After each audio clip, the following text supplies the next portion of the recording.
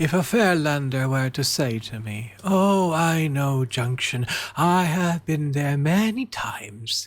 It is thus, and it is so, and ever has it been," then I should know at once that I stood in the presence of someone very remarkable and great indeed, wrote Primian in a book that was later removed from university shelves for being both inconvenient and embarrassingly correct. Either a very great liar or a very great fool, for no matter how often one comes to Junction's shores, one can never truly say one has been there before. She changes. She's always changing, and though our need of her is great, she does not change to suit us, but to some end that very few can see. The first known mention of Junction occurs in a much older and far less dignified work called The Historia Fairelandia by Ulrichsen, son of Narg.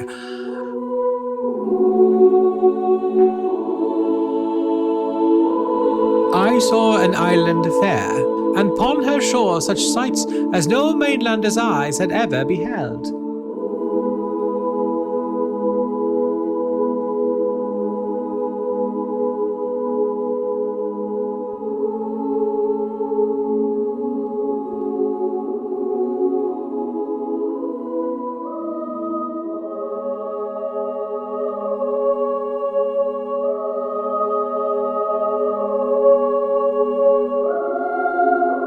It was long known that once each year she drew together distant realms, bending space and time until they formed the temporary chain of lands we call the Fair.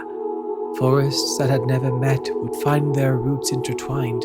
Marketplaces would trade starlight to bedimmed lands and the sound of waves from distant shores to desert-covered realms. And then, as swiftly as they had gathered, the lands would drift apart again.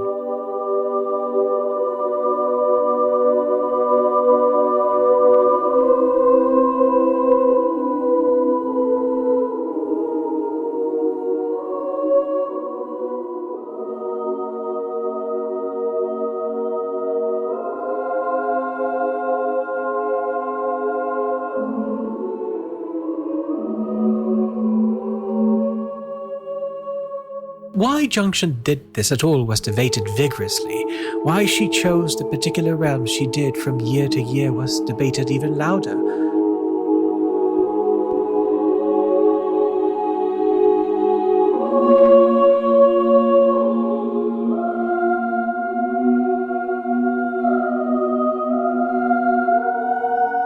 Some believed Junction was celebrating.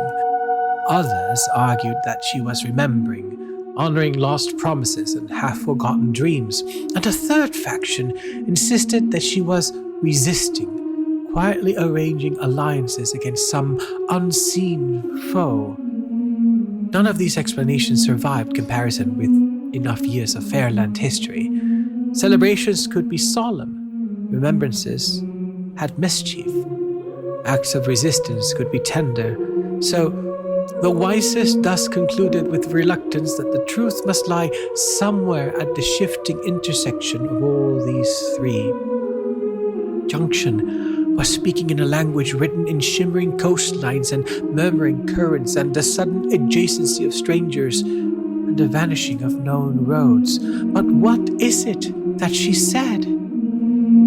It is a curious fact often remarked upon by Fairlander scholars with expressions of embarrassment that we who dwell in the many realms did not truly understand our own stories until we heard them told by a stranger. And the stranger was not born of the Fairlands, nor of the mainland. He came from beyond our plane, from a realm we call the Outworld. And he saw what none before had seen. Our stories themselves, stories bound us, stories animated us, stories gave shape to the meaning of our days. And as the years turned, he began to perceive what none before had grasped, and learned to read the secret language of Junction, and understood that whether celebrating, remembering, or resisting, her underlying purpose was of immense importance.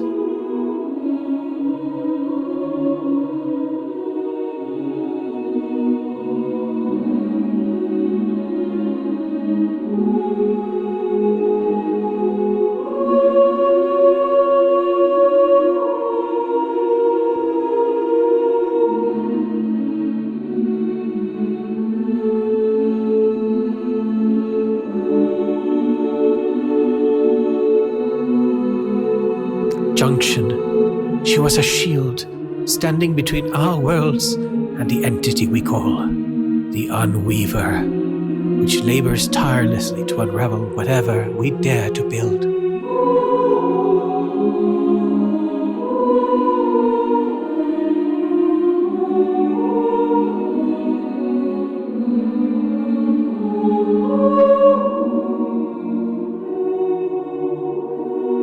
By subtle machinations, events were set in motion that threatened the very fabric of the greater grid. What followed is a tale fit for a mighty quest, and I shall not spoil it for you. It is enough to say that the House of Garland remains at the forefront of the bardic order Francis founded. The Bard Queen, Lady Maya Evangeline of the House of Garland, holds fast to her father's vision.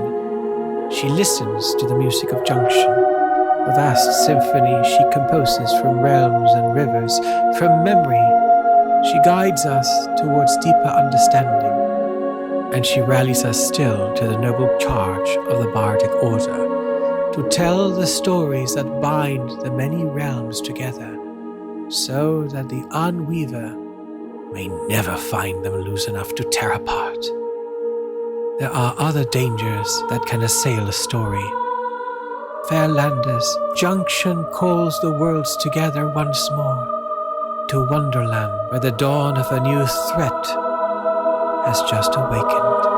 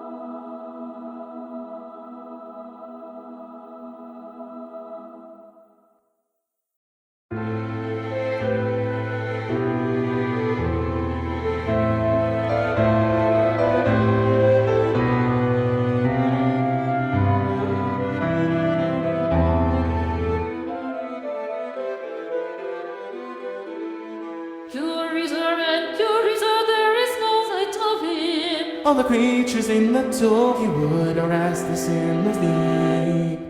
Where could he be? I asked the God of heaven,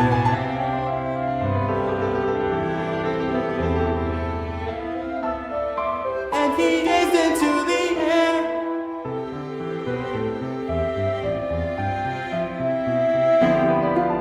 Here is his The hope. page is torn, something is not right, something is quite wrong, something here is out of place. Something stirring in the wind.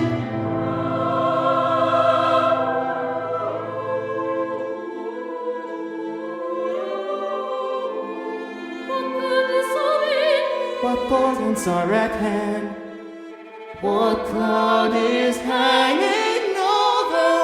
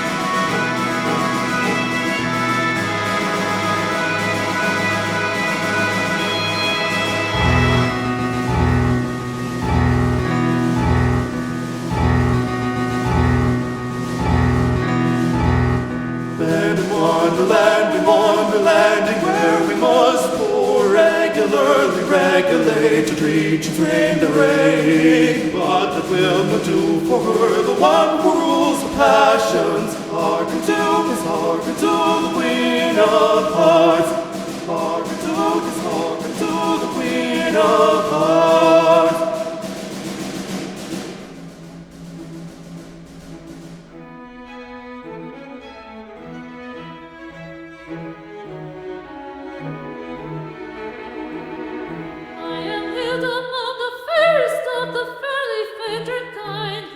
Seen that broad decorum is a yoke of lesser minds, and should peasants raise objections with the object to annoy, I shall raise them.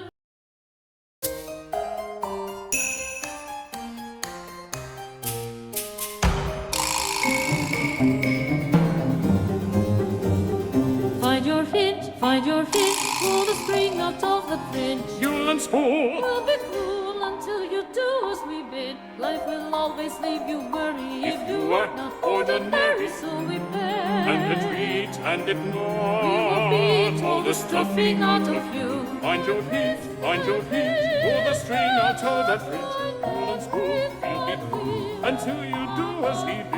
Life will always leave you weary if you are not ordinary, so we beg and entreat, and if not, we will beat all the stuffing out of you. So we beg, we will beat all the stuffing out of you. Find your hint, pull the string out of the fringe. I have been hard will. Until you do as we bid.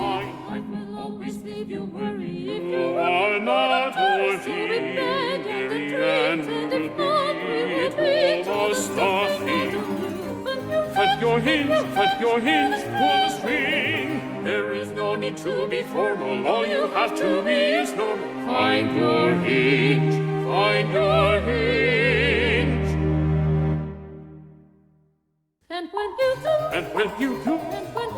And when you do, shut the gate, we will shut the gate.